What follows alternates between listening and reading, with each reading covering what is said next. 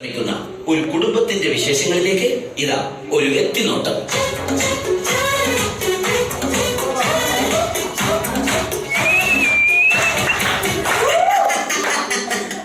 നമസ്കാരം, ഞാൻ ആൻഡപ്പൻ, ഈ വീടിന്റെ ഗൃഹനാഥൻ. ആൻഡപ്പൻ എന്ന പേര് പോലെ തന്നെയാണ് എന്റെയും അവസ്ഥ. ഈ വീട്ടിലുള്ള എന്റെ കുരുത്തം കെട്ട മക്കൾ എവിടെ പോയി എന്തിടങ്ങേറുണ്ടാക്കിയാലും അവരുടെ പേരിന്റെ കൂടെ ആൻഡ് അപ്പൻ എന്നുകൂടെ അങ്ങ് ചേർക്കും. അതായത് ആൻഡപ്പൻ എന്റെ പേര്. അതോടെ ഞാനും ഇടങ്ങേറിലാവും.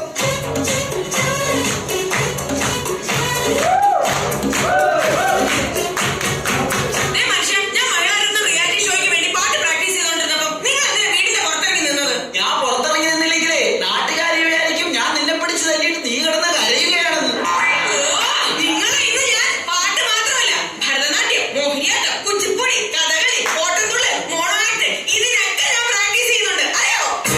ഇതാണ് ആൻഡപ്പന്റെ ഭാര്യ റോസിക്കുട്ടി. റിയാലിറ്റി ഷോയിൽ പങ്കെടുത്ത് താരമാകാൻ അരയും തലയും മുറുക്കി ഒരുങ്ങിയിരിക്കുകയാണ്.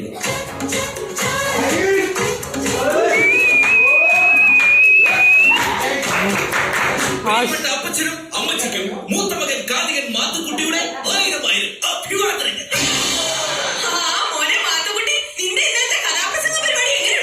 അതൊരു കഥയാണ് അമ്മച്ചി. റിയാലിറ്റി ഷോയിലൂടെ ശ്രദ്ധേയനായിക്കൊണ്ടിരിക്കുന്ന എന്റെ കഥാപ്രസംഗം കേൾക്കാൻ ഇന്നലെ ഒറ്റൊരുത്തൻ പോലും വന്നില്ല. അയ്യോ, അതെന്താ? ഞാനാണ് കഥാപ്രസംഗം അവതരിപ്പിക്കാൻ വരുന്നതെന്ന് ആ കമ്മറ്റിക്കാർ പരസ്യം ചെയ്തില്ലാന്നേ. അവരെ പരസ്യം ചെയ്തില്ലേലും നീ വരുന്ന വിവരം എങ്ങനെയോ ലീക്കായിട്ടുണ്ട്. അതായിരിക്കും ആരും വരാത്തത്. കണ്ടല്ലോ, ഇതാണ് ആൻഡപ്പന്റെ മൂത്ത മകൻ കാർത്തികൻ മാത്തുക്കുട്ടി. ഈ കുടുംബത്തിലെ മറ്റൊരു റിയാലിറ്റി താരം.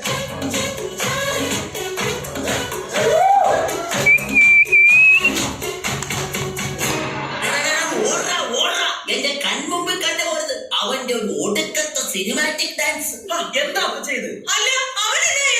ഇന്ന് രാവിലെ ഞാൻ കുളിക്കാൻ കയറിയ നേരത്തെ ഇവൻ ഫയർ ഡാൻസിന്റെ റിഹേഴ്സലാണെന്ന് പറഞ്ഞ് മണ്ണെണ്ണ വായിലെടുത്തിട്ട് തീ ഊതി ഞാൻ അലക്കിട്ട് അതിന്റെ ആകെ കൂടെയുള്ള 2 കുണ്ടുകൾ കത്തിച്ചു കളഞ്ഞ്. അറിയാമോ അതിന്?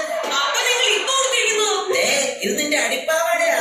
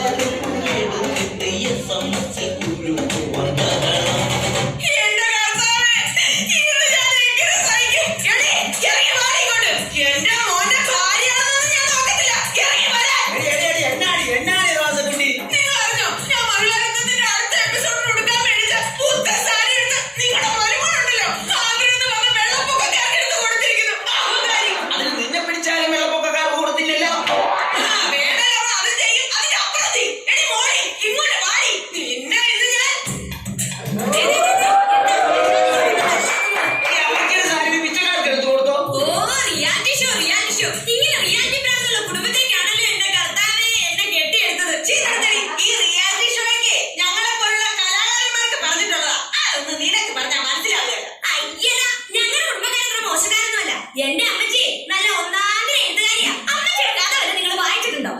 പിന്നെ അതിപ്പോ എന്താ വായിക്കാനാ? നിന്റെ തള്ളയുടെ കഥ നാട്ടിൽ മൊത്തം പാട്ടല്ലേ. എന്നെ പറഞ്ഞോ. നിന്നെ പറഞ്ഞാ നീ എന്ത് ചെയ്യണി? കുറെ നാളായി നിന്നെ സഹിക്കാൻ തുടങ്ങിയിട്ട്.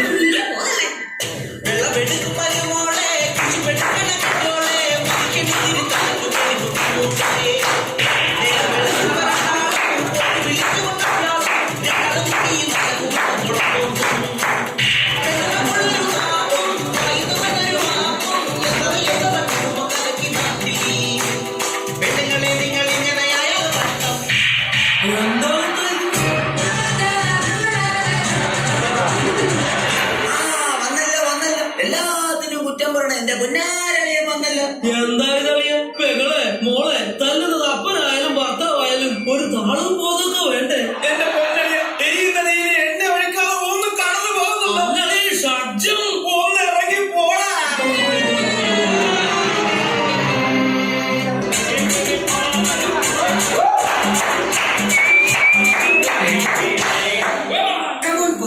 റിയാലിറ്റി ഷോയിലെ സൂപ്പർ താരമായ എന്റെ കൂടെ ഡാൻസ് പഠിക്കാൻ പറ്റിയത് നിങ്ങളുടെ ജീവിതത്തിലെ ബാക്കി മാത്രമായിട്ട് കരുതിയാൽ മതി. ആദ്യമായി നമുക്ക് പുതിയ സ്റ്റെപ്പ് പഠിക്കാം. 3, 4.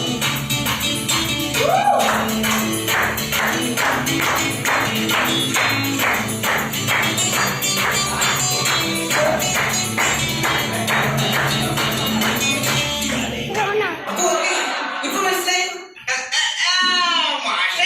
മാഷിനെ കൊണ്ട് വീട്ടില് ഭാര്യ തുണിയലപ്പിക്കുന്ന ആക്ഷനാണല്ലേ ഞങ്ങളുടെ അച്ഛൻ പഠിപ്പിക്കണത്.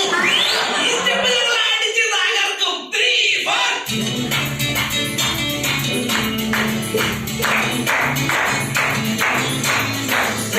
ഇതെല്ലാം കോപ്രാവ് കിളകാലിങ്ങനെ. ഞങ്ങളുടെ പുതിയ സ്റ്റെപ്പാണ് കോപ്പാണ്. എടാ ഈ റിയാലിറ്റി ഷോയുടെ കാര്യം പറഞ്ഞ് ചുമ്മാ കോപ്രായം കാട്ടി നടക്കാതെ പല പണിക്ക് പോടാ. അച്ഛാ, നാളെ എന്റെ കലാപുസ്തക മത്സരത്തിന്റെ ഫൈനലിലേക്കുള്ള സെലക്ഷനാ. അപ്പൊ ഇവരാരാ? ഓർക്കസ്ട്രയുടെ ചെലവ് കുറക്കുവാനായിട്ട് ഞാൻ കൊണ്ടുവന്ന മിമിക്രിക്കാരാ.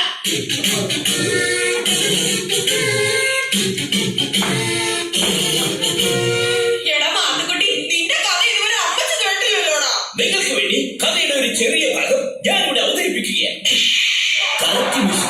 അതാ കിഴക്കേ ചക്രവാളത്തിൽ പ്രമാദം പൊട്ടിവിടുന്നു.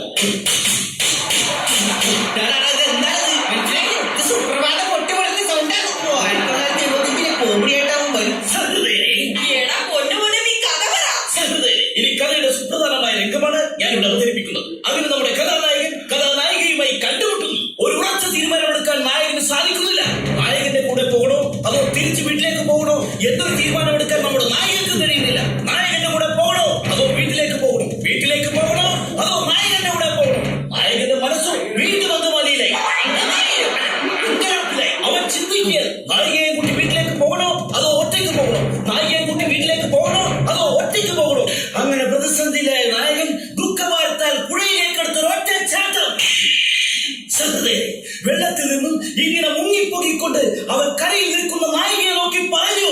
വെള്ളത്തിൽ നിന്ന് പൊങ്ങി വന്നവൻ കരയിൽ നിൽക്കുന്ന നായികയെ നോക്കി പറഞ്ഞു. നായികയെ നോക്കി പറഞ്ഞു, ഇറങ്ങി പോടാ. ഇവർ പങ്കെടുത്ത റിയാലിറ്റി ഷോയിലെ ഒരു കടുത്ത മത്സരത്തിന് ശേഷം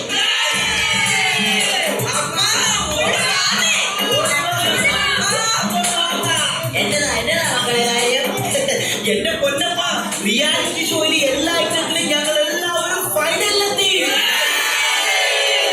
മനുഷ്യൻ കേട്ടോ, ഞങ്ങൾ എല്ലാരും ഫൈനലിലെത്തിയത്. അപ്പൊ നമുക്ക് എല്ലാവർക്കും ഫ്ലാറ്റ് കിട്ടുമോ? ജയിച്ചു കഴിഞ്ഞാൽ ഓരോരുത്തർക്കും ഓരോ ഫ്ലാറ്റ്. ഫൈനലിൽ എത്തിയിട്ട് എന്നാ കാര്യം? ജയിക്കണമെങ്കിൽ SMS കിട്ടണമല്ലോ.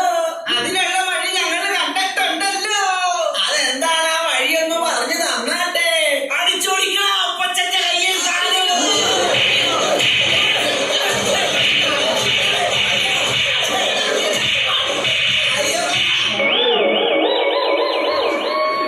എന്തിനാടാ അപ്പന്റെ കയ്യും കാലും തല്ലി ഓടിച്ചത്? അപ്പഴെ തല്ലി കയ്യും കാലും ഓടിച്ചാലേ റിയാലിറ്റി ഷോയിൽ കാണിക്കാനായിട്ട് ചാനലുകാർ വന്ന് ഷൂട്ട് ചെയ്യുമല്ലോ. അത് സ്ലോ മോഷനിലും ബ്ലാക്ക് ആൻഡ് വൈറ്റിലുമായി TV കാണിക്കുമല്ലോ. അതെന്തിനാ? അപ്പൊ ജനങ്ങൾ മൊത്തം കണ്ട് ഞങ്ങളോട് സെന്റിമെന്റ്സ് അടിച്ച് SMS ചെയ്യുമല്ലോ. അപ്പോ അപ്പൊ SMS കിട്ടി ജയിച്ച് എല്ലാവർക്കും ഫ്ലാറ്റ് കിട്ടുമല്ലോ. പ്രിയമുള്ളവരെ, കലാകാരന്മാരുടെ ദുഃഖങ്ങളും ദുരിതങ്ങളും സഹതാപങ്ങളും വിറ്റ് കാശാക്കുന്ന ഇവിടുത്തെ ചാനലുകളിൽ തല കാട്ടാൻ ആക്രാന്തം കാണിക്കുന്നവരോട് എന്റെ കുടുംബത്തിന് ഇനി എന്താണ്